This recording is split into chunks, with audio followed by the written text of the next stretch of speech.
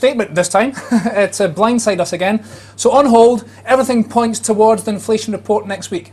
Yeah, that's right. I mean, we're just 6 days away from when we actually get this formal announcement on the Bank of England's assessment on the merits of forward guidance and intermediate thresholds. So there didn't really seem a great deal of point in putting out a statement. And indeed, you know, the effectiveness of last month's statement, it was still there. I mean, gilt yields have been capped, sterling has been capped to the upside as well, and interest rate expectations have been pushed back well into 2015.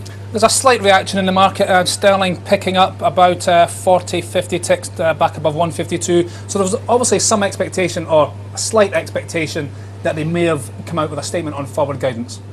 Yeah, there was certainly that possibility, and I guess, as you said, you know, that we were somewhat blindsided by last month's announcement, so there was always that risk. And you know, if they'd come out and sort of reaffirmed it, then that perhaps would have justified sterling perhaps being a little bit weaker as we head into this forward guidance anticipation next week.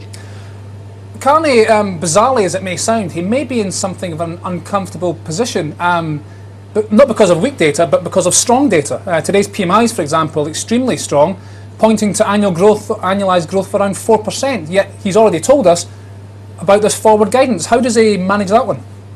Yeah, I mean, it's quite a nice position to be in, to be honest, especially when you compare it to the start of the year when we were actually quite gloomy about the prospects of the UK economy. It's been quite a rapid turnaround, but I guess, you know, we're not all financial journalists, we're not all economists. You know, householders are still somewhat cautious on the outlook, and I think providing a bit of forward guidance actually helps them. Just to be clear, you think that today's data and the other pieces of data we've had, the strong data notwithstanding, the bank will still press on with forward guidance next week? Yeah, I think that's right.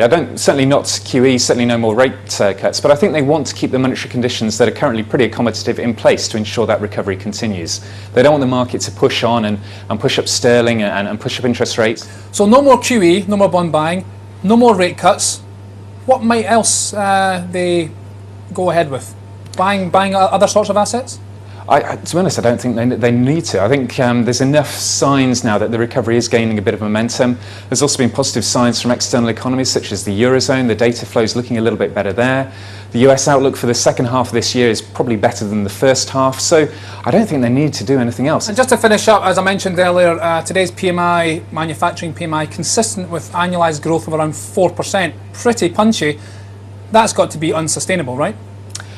We would assume so. I mean, we'd assume something of it tailing off a little bit, but you know, the near-term outlook is still there. We've still got a lot of growth lost that's got to be made up, so there is still spare capacity in the economy. So a bit of above-trend growth would actually be quite a welcome environment to be in right now.